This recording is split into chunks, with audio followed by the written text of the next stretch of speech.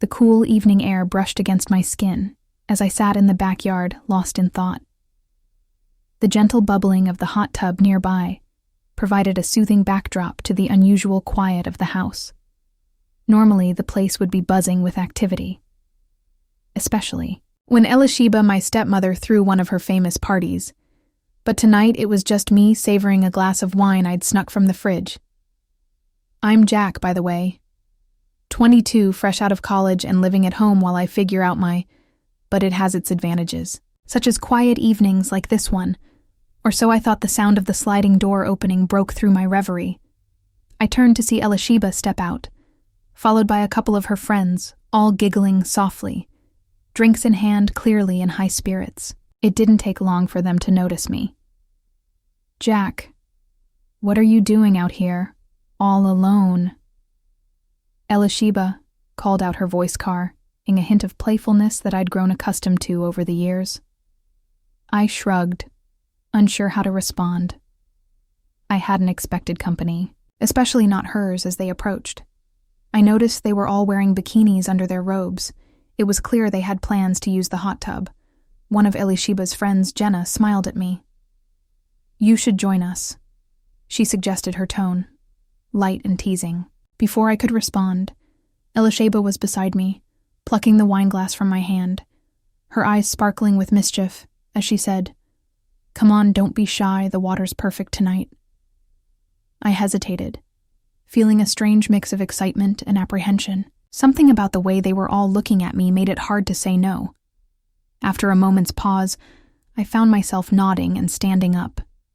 Jenna and Elisheba's other friend Sally, whom I remembered, giggled as they slipped out of their robes and climbed into the warm water. Their laughter filled the night air, infectious and inviting. I stood by the edge for a second, still feeling a bit out of place. Elisheba gave me. "The water is fine," she said with a wink. Unable to resist any longer, I stepped into the hot tub. The warm water enveloped me instantly, soothing away a tension I hadn't even realized I was carrying. I settled into my spot, acutely aware of Elisheba's presence beside me. "Relax." Sally said, her voice soft and encouraging. "We all here to have a good time." Elisheba handed me another glass of wine, her fingers brushing against mine for just a moment longer than necessary. I wasn't sure if it was the warmth of the water, the alcohol, or the company, but I started to feel more at ease. The conversation flowed easily, punctuated by laughter and playful splashing. But beneath it all, there was an undercurrent of tension that I couldn't quite ignore. Every now and then, I'd catch one of them looking at me with an expression I couldn't quite decipher. As the minutes ticked by, I noticed Elisheba moving closer to me. Her shoulder was now gently pressing against mine as she spoke, and her hand would occasionally rest on my arm, lingering there. I tried to play it cool, but I could feel my heart racing. Jenna and Sally were watching us, their smiles seeming to dare me to make a move. But I stayed still, unsure of where this was all going. The atmosphere had shifted, becoming charged with an energy I couldn't quite name. Elisheba leaned in close, her breath warm against my ear as she whispered, "You seem tense." "Jack, why don't you want us to help you relax?" Her words sent a shiver down my spine. I glanced at Jenna and Sally, who were now moving closer, had their eyes locked on each other. Jenna smiled, her lips curving in a way that made my stomach flip. The combination of the warm water and the wine, and their closeness, was making everything feel hazy. Elisheba's lips brushed against my cheek, teasing, and playful Jenna and Sally giggled softly, and I could feel the tension building with every passing second. It was as if the world outside had ceased. Elisheba's hand slid down my arm, her touch more deliberate now. It was clear this wasn't just innocent fun anymore. Jenna and Sally seemed to be in on it as well, their gazes lingering, their laughter soft and inviting. I couldn't think straight, as Elisheba's next whisper hung in the air. "We've been waiting for this. You know," she murmured, her bird leaving me breathless. The water swirled around us, warm and inviting, but it was nothing compared to the heat building between Elisheba's lips, which softened my neck. Jenna and Sally were also close now, their hands exploring their lips, and occasionally brushing my skin. I felt completely surrounded everywhere I turned. There was a soft touch, a warm body pressing closer. It was almost overwhelming, but in the best possible way. Jenna leaned in her hands, sliding up my chest as she kissed me. Her lips were gentle but firm, and I couldn't help but kiss her back. My hands finding their way to her waist, almost of their own accord. Sally was there too, her fingers tracing down my arm, her lips brushing against my jaw. "You deserve this," she said softly, her eyes meeting mine with a question. My voice was low and sultry, and I couldn't find the words to respond to her. All I could do was nod, my heart racing. Her lips met mine, in a slow, lingering kiss. As the kiss deepened, I felt Elisheba's hand on my thigh, moving with understanding of her intent.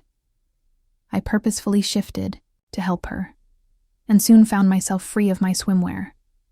The sensation of the warm water against my bare skin was exhilarating.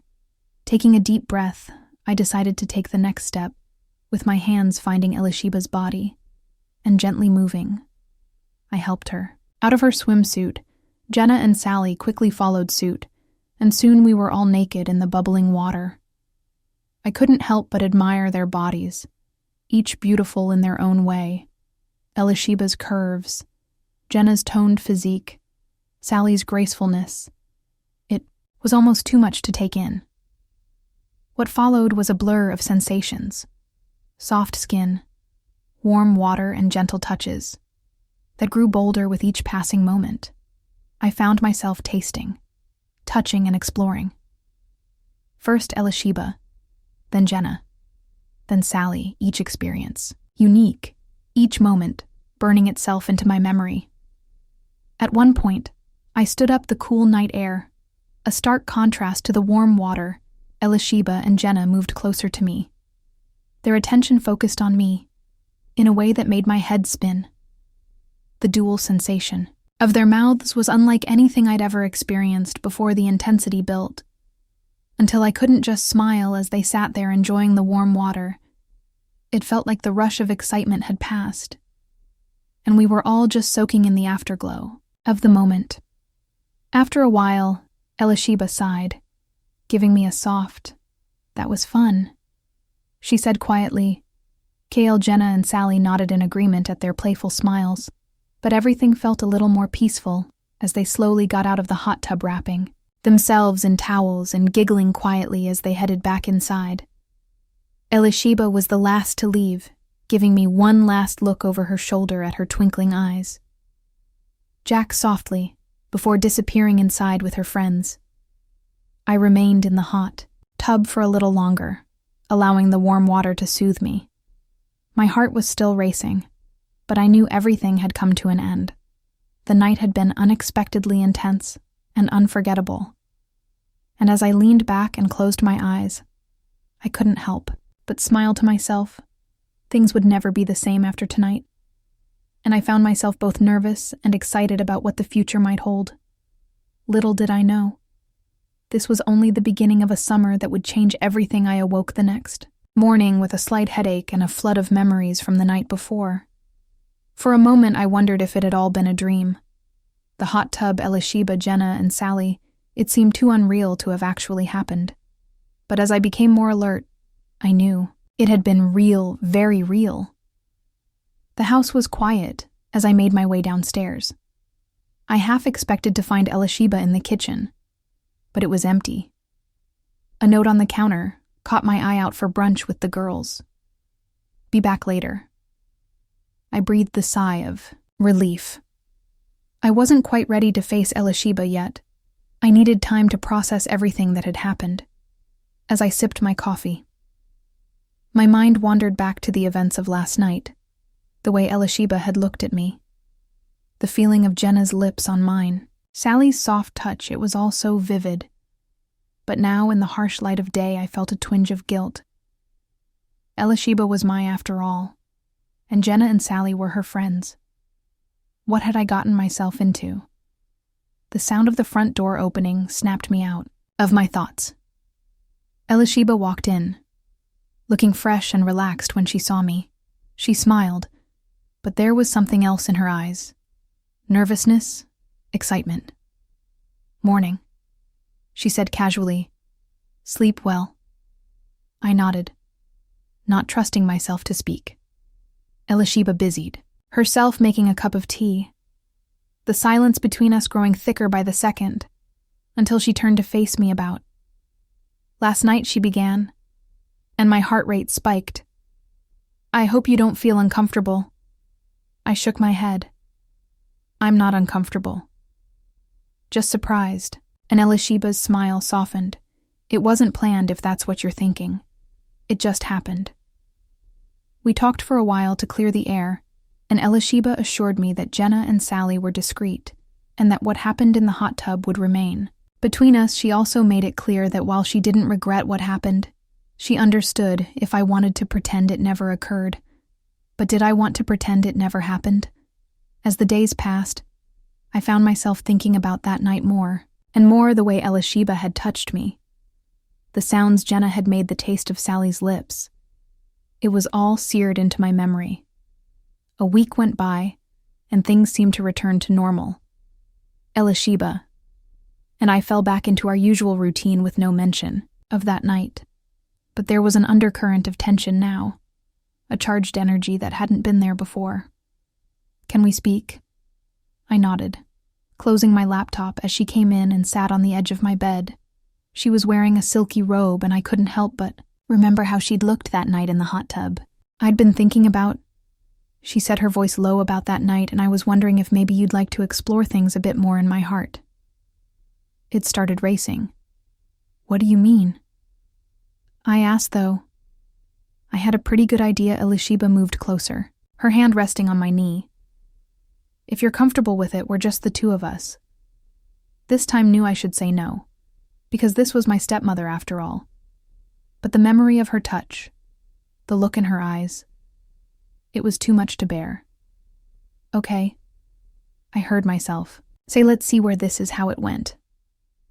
Elisheba and I spent the night exploring and discovering each other's bodies, finding out what made the other gasp and moan. It was different. Elisheba traced patterns on my, "Well, this changes things," she murmured, moving from the frenzy of the hot tub night to the slower, more intimate. As we laid together, I nodded, realizing she was correct. Our relationship had changed, and there was no going back over the next few weeks. Elisheba and I settled into a new routine. We maintained our normal stepmother steps during the day.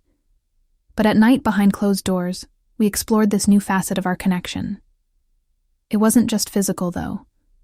We talked about shared things that we had never discussed before. I learned about her past, her dreams and her fears, and she listened as I talked about my future, uncertainties, ambitions, and insecurities one night. As we lay tangled together, Elisheba propped herself up on an elbow and looked at me. "I need to ask you something, Jack." I responded with curiosity to something she said in her hesitant tone about her sudden seriousness. "How would you feel about including others? Sometimes?" I blink, surprised like Jenna and Sally. Elisheba nodded. "They've been asking about you." Took a moment to consider the idea, which was certainly exciting, but I also felt a twinge of jealousy at the thought of sharing. "We don't have to," Elisheba said. I quickly realized my hesitation. "I'm fine with just the two of us, but variety can be enjoyable at times." I pulled her closer. "Leon tried it with a deep kiss," I said when we finally broke apart. "But you're always my number one." Elisheba's smile was radiant in your mind. She whispered the next weekend. Jenna and Sally came over for what Elisheba called a private party. The nervous energy from that first night was gone, replaced Ed by excited anticipation. We started in the living room, music playing softly in the background as we sipped wine and flirted. It wasn't long before clothes, started coming off and hands began to wander. This time I was more confident and more in control. I took charge, guiding the women to the bedroom where we spent hours exploring and praising each other in every combination imaginable as the night wore on. I found myself marveling at how different each woman was. Elisheba is passionate and intense. Jenna was playful and adventurous, and Sally was gentle and sensual together.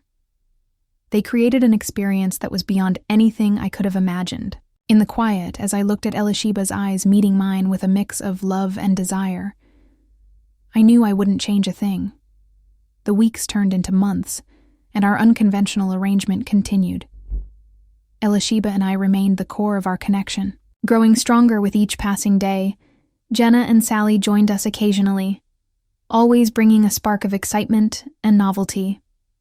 But it wasn't all smooth sailing. There were moments of jealousy, doubt, and fear. What if someone found out? What if one of us developed stronger feelings for someone else? We had to navigate these choppy waters carefully, always communicating openly and honestly. One particularly memorable night after Jenna and Sally had left Elisheba, and I were cuddling on the couch, she turned to face me, her expression serious. "Jack, I need to tell you something," she said, her voice trembling slightly. My heart skipped a beat. She was about to end things. "I think I'm falling in love with you," she whispered. Relief flooding through me, followed quickly by a surge of emotion. "Elisheba," I said, setting her face in my hands, "I think I've been in love with you for a while now."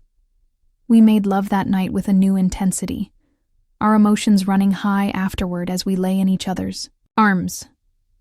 We talked about the future. We knew our relationship was unconventional, and many people wouldn't understand, but we were determined to make it work. As summer gave way to fall, we settled into a new normal in the eyes of the outside world. We were still stepmother and stepson, but in private, we were lovers. Confidants Jenna and Sally remained in our lives, but only as an occasional spice rather than a regular feature.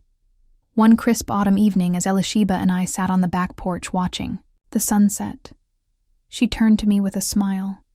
"You know," she said, her eyes twinkling, "I never imagined that night in the hot tub would lead to all of this." I laughed, pulling her close as the sun dipped below the horizon, painting the sky in shades of orange and pink. I reflected on the journey of the past few months, from that unexpected night in the hot tub to this moment. It had been a whirlwind of discovery, pleasure, and love. I didn't know what the future held for us. There would undoubtedly be challenges ahead, but as I held Elisheba in my arms and felt the warmth of her body against mine, I knew that whatever came our way, we'd be content to sit there, wrapped in each other's embrace, savoring the moment and the promise of many more to come. As stars began to appear in the darkening sky, I made a silent wish not for anything to change, but for things to stay just as they were, because somehow, against all odds, I had found everything I never knew I wanted, and it all started with an unexpected evening in a hot tub